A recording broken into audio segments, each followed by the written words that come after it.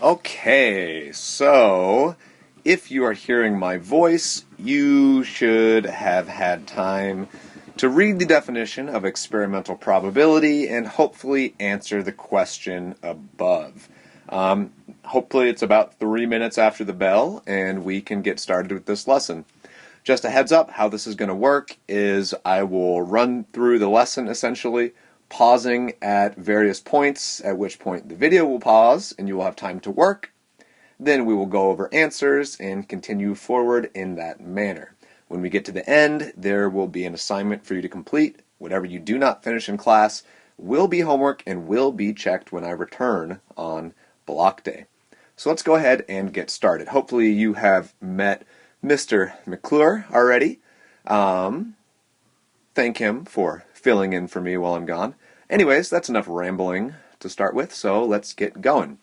We are starting our unit on probability and statistics, and we're going to start with our discussion of experimental probability. So as it says above, the experimental probability of an event, and we write that as a capital letter P and then in parentheses whatever event we want. For example, if we wanted the probability of getting a 5 when you roll a die, you would say P parentheses 5. You'll see that in a moment. But anyways, the probability of an event is equal to the number of times that event occurs divided by the number of trials. Now, it's not always going to make sense in those terms exactly, number of times an event occurs and the number of trials, but I think you'll see how this is going to work. So let's go ahead and get started. Our problem says, of the 60 vehicles in a teacher's parking lot today, 15 of those vehicles are pickup trucks. We want to know, if we randomly choose a vehicle out of that lot, what is the probability that it is a pickup truck? Well, we want to find the probability, which, sorry, that was messy. We want to find the probability, P, of us picking a pickup truck. So in this instance, the choosing of a pickup truck is our event. That's what we're looking for. And that probability is going to equal the number of times the event occurs, which in this case is the number of pickup trucks, so we're going to get 15, divided by the number of trials. In this case, the number of trials is just the total number of vehicles. So we're going to get 15 divided by 60, which should give us 1 over 4, which is 0.25, and we are going to write that as a percent, 25%, just like that. Anytime you're dealing with probability, if you're talking about 0 likelihood of an event occurring, that would be a 0% chance of it happening. If you talk about 100% chance of something happening, well, that's going to equate to 1. So a probability is always going to be a number between 0 to 1, or we can represent it as a percent from 0% up to 100%. So the probability of a vehicle being chosen at random and being a pickup truck should be 25%. Following that same fashion, please copy down this example problem and answer the question. You have 2 minutes. Please pause the video now.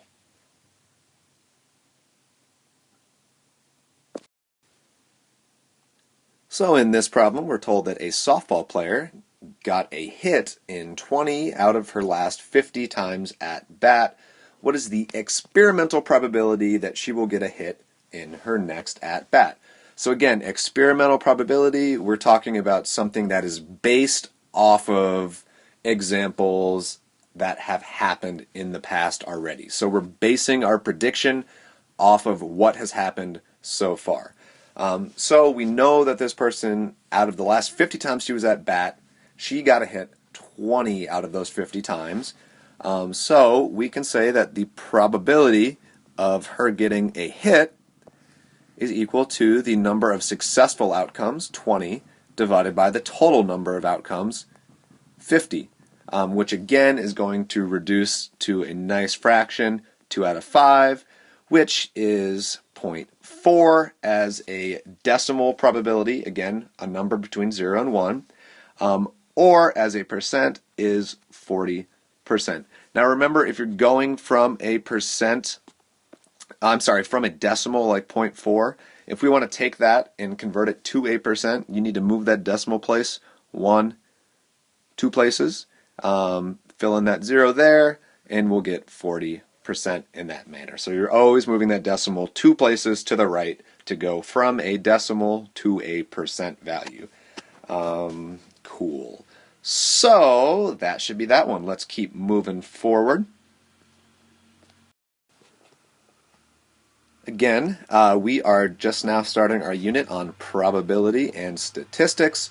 Our essential question for the unit: how can we use math to predict the future? Wouldn't it be nice if we could predict future events using math? I sure think so. Our 2 objectives for the day, our first one is we want to understand and use experimental probability, which we have already started to do, and then we want to understand and use something that is referred to as theoretical probability. So there is a slight distinction there, and that is where we are going next. So before we go, a little bit of vocab. I think you can probably hear the motorcycles in the background. Sorry about that. Vocab. The set of all possible outcomes to an experiment or activity is called the sample space. So if you list every single possibility, that set of possibilities is your sample space for a given problem. And again, I need you to copy this vocab down. You have to have this in your notes. When each outcome in a sample lesson has the same chance of occurring, we say that the outcomes are equally likely outcomes. For example, if you're talking about, say, rolling a dice, a die, I think you should say, well, you have 6 options. You can get a 1, you can get a 2, you can get a 3, you can get a 4, you can get a 5, or you can get a 6. Now, assuming that this isn't some weird sort of cheater's die, each of those options are equally likely to occur, so we say they are equally likely outcomes. I can roll a 1 just as easily as I can roll a 5. It's completely random, but the chances of either of those are exactly the same. In both cases, it's going to be 1 out of 6. So, sample space, that would be our sample space, all the potential outcomes. And since rolling any of those outcomes is equally likely, they each have a 1/6 chance of being rolled, they are equally likely outcomes. Let's continue these ideas further, and let's start talking about what's known as theoretical probability. So we started with experimental probability. We're basing our predictions, our probability outcomes, based off of actual examples, actual trials that took place, like the baseball person and the number of vehicles in the parking lot. But now we can actually take it further, and what can sometimes be very useful is to talk about theoretical probability. Well, what about something that hasn't necessarily happened? Can we still predict how likely it is to happen if we don't have statistics to base it off of? Well, we can. So another key concept, key idea that you need to have down in your notes is this idea about theoretical probability. If a sample space has n equally likely outcomes, like for example, the numbers on rolling a die, 1, 2, 3, 4, 5, and 6 are all equally likely to show up when you roll a die. So we have n equally likely outcomes. In this case, we have 6 equally likely outcomes. I can't talk. 1, 2, 3, 4, 5, and 6 outcomes. They're equally likely because it's the same chance of rolling any of those. And we want to say the theoretical probability of some event, call it A, just generic event. We don't know what it is necessarily. So in this case, our event A could say be rolling a 2 or a 3. We could call that event A. We're going to say that the probability of event A, which is saying the probability, which is saying the probability of a 2 or a 3 is going to be equal to M, which is the number of outcomes, so the favorable outcomes, which means if you roll this die once, well, if we're looking for a 2 or a 3, I can get either of those options, and there are 2 of those. I can either get a 2 or I can get a 3. So I'm going to get M, which is 2, over N, which is all of my outcomes. And I have 1, 2, 3, 4, 5, 6 outcomes.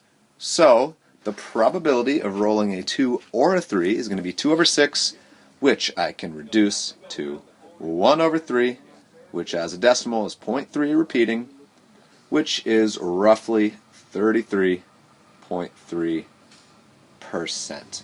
That would be the theoretical probability of rolling a 2 or a 3 if I was to roll one die one time.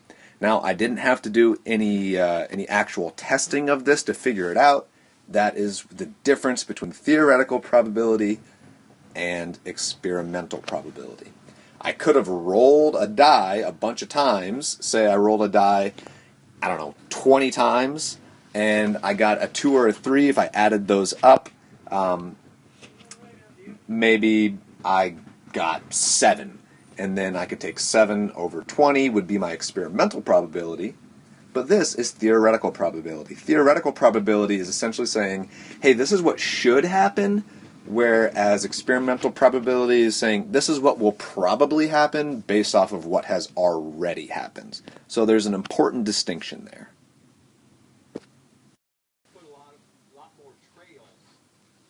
Okay, so let's go on to a slightly more complicated question this time. We want to know what is the probability of getting a sum of 5 when you roll 2 dice. Now, in order to answer this question, we need to think about our sample space. So we need to think about all of the possible outcomes. Now, I'm going to get you started, and then I want you to finish this over the next 5 minutes on your own. I think the best way to approach a problem like this at this stage of the game is to start and just make a list. If you don't know how to do something cleverly in math, well, you can usually find a longer route to the same end. We want to figure out how to do this cleverly, but we're not ready for that yet. So let's just start and make a list of the possible outcomes. So let's start to build our sample space. Well, think about it like this.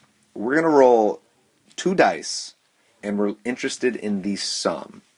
So what I would recommend is you make yourself a little table.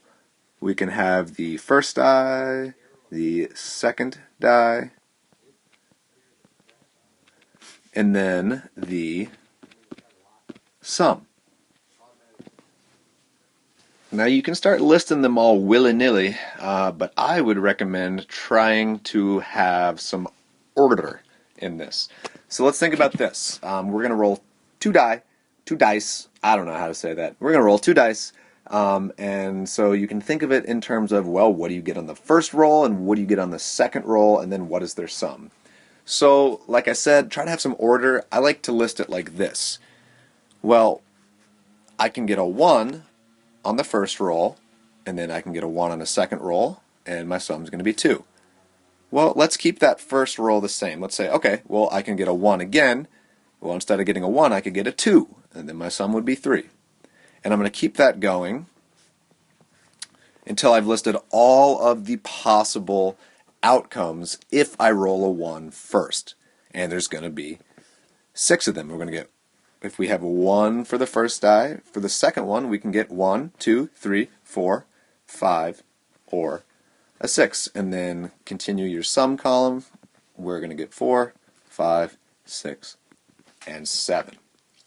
Okay, now that is part of my sample space. It is by no means the entirety of my sample space, but we can go through and we can do the same exact thing. So now ask yourself, what happens if you roll a 2 for the first dive? And then you go through the same exact process. Well, on the second die, you could get a 1, you could get a 2, you could get a 3, you could get a 4, you could get a 5, or you could get a 6. And then we want to calculate that sum. So this time we're going to get 3, 4, 5, 6, 7, and 8. Now keep on going through with the same pattern and list all of the possibilities. Now we'll see what happens if you get a 3 first, and then if you get a 4 first, and then a 5 first, and then a 6 first. Once you've done that, then you have completely listed your sample space, and you can start to find actual probabilities. So once you have your whole sample space listed, you can answer the question, what is the probability of getting a sum of 5 when we roll 2 dice? So then you can go through and you can look, oh, well, there's a sum of 5 right there. There's a sum of 5 right there. There are 2 possible ways to get a sum of 5, and then you have to divide that by the total possible sums. So go ahead and finish this up. 5 minutes, try to get an answer to this problem. Alright, so hopefully you paused and took a few minutes to get the rest of your sample space out here. Now we can answer the question. We want to know, what is the probability of getting a sum of 5 when you roll 2 dice? Well, to do that, we left off by starting to count out the actual options that will give us a sum of 5. And we had our first one right there. We had our second one right there. Here's a sum of 5. There's another sum of 5. And we are actually out of sums. If you look at the last 2 tables there are no 5s in the sum column. So there are 1, 2, 3, 4 possible ways to get a sum of 5 out of our sample space. So again, we're going to say probability of sum of 5 is equal to, and I'm going to have to jump to the next line here, is equal to the number of favorable outcomes, which is 4, because there were 4 possible ways to get a sum of 5, divided by the total number of outcomes, our sample size, which is 1, 2, 3, 4, 5, 6 possible ways in each of our different setups. So we have 6 times 6 is 36, and that's just counting out all of the possible options there. And 4 out of 36 would be our probability. And again, we would like to express that as an actual percent probability chance. So that fraction will reduce to 1/9, which is the repeating decimal 0.1, which will give us roughly 11.1% chance of getting a sum of 5 when you roll 2 dice. Go ahead and take 2 minutes to find these 2 probabilities, the probability of getting an odd sum and the probability of a sum of 6 or 10. So go ahead and flip back to the sample space, the total possible outcomes that you listed a moment ago. Refer to that. These answers should come very quickly. Okay, so you should have gotten the answers, hopefully. Probability of getting an odd sum. Let's flip back to our sample space here, all the possible outcomes. If we want an odd sum, well, let's just go ahead and count them up. 1, 2, 3, 4, 5, 6, 7, 8, 9, 10, 11, 12, 13, 14, 15, a 16, 17, and 18. So the probability of an odd sum is going to be 18 divided by our sample size, which is 36 possible outcomes. And again, we just want to convert this to a percent, but 18 over 36 is just 1/2, so we're going to get 0.5, which is a 50% chance of getting an odd sum when you roll 2 die. So, I don't know, I have trouble with that word. Okay, next one, probability of a sum of 6 or 10. Let's do the same thing. Well, let's look at what are the chances of getting a 6 or a 10. Well, there's a 6, there's a 6, there's a 6, there's a 6, and there's a 10. And then we got our 6 and our 10. And then over here, no 6, but a 10. And we're going to get 1, 2, 3, 4, 5, 6, 7, 8 possible ways to do that. So the probability of a 6 or a 10, the sum being a 6 or a 10, is going to be the total number of ways to get that, which we found to be 8, divided by the total number of outcomes, which is 36. So 8 over 36 reduces to 2 over 9, which is the repeating decimal, 0.2, which is going to give us a 22.2% chance of getting a sum of a 6 or a 10. All right, and the last idea that we're going to talk about today is geometric probability, which you should have discussed last year in geometry.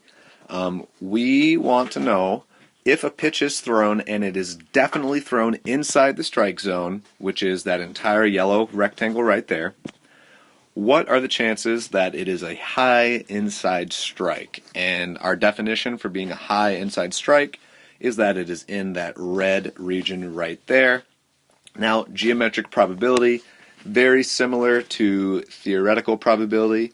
It's the idea of you take what you want and you divide it by all of the total options. In this case, we're going to be talking about the area. So if we want to know the geometric probability of a high inside strike, we need to take the area that we want, which is the area of the red, and we need to divide it by the total area of the strike zone. So remember, area of a rectangle is base times height. So go ahead and take 1 minute and figure out the geometric probability, assuming that it is equally likely that a pitch will land anywhere in that strike zone. Find the geometric probability of getting a high inside strike. Take 2 minutes.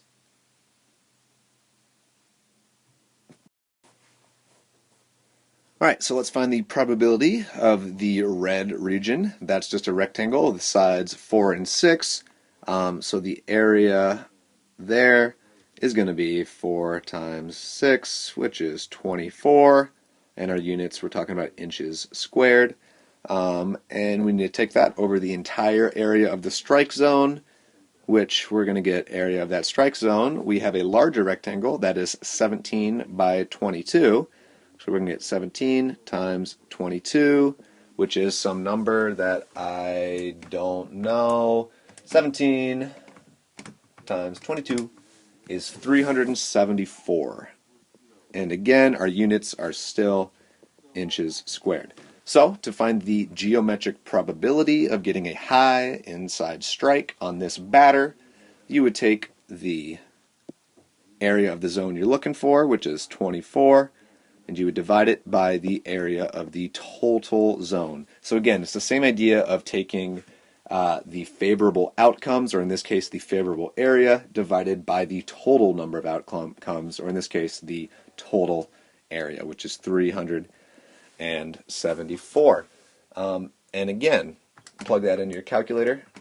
24 divided by 374, you get some ugly decimal, 0.06, 417, etc., which we're going to write as a percent. So move that decimal 2 places over and plop it right there, and you get 6.417%. So not very likely.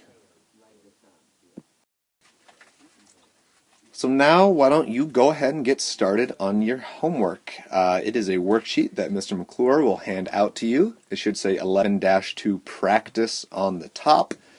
Be careful on problems 13, 19, 20, 21, and 25. Those are a little trickier than they may appear to be. When you talk about exactly or at least, it gets a little trickier than you might think. So try to figure that out. You definitely can. Also remember, the area of a circle is pi r squared, and the area of a triangle is base times height divided by 2. Again, whatever you don't finish in class will be your homework for the evening. Go ahead and get going. You should be able to get most of this done. See you, see you sort of tomorrow when you hear my voice again, but see you for real on block day. Peace.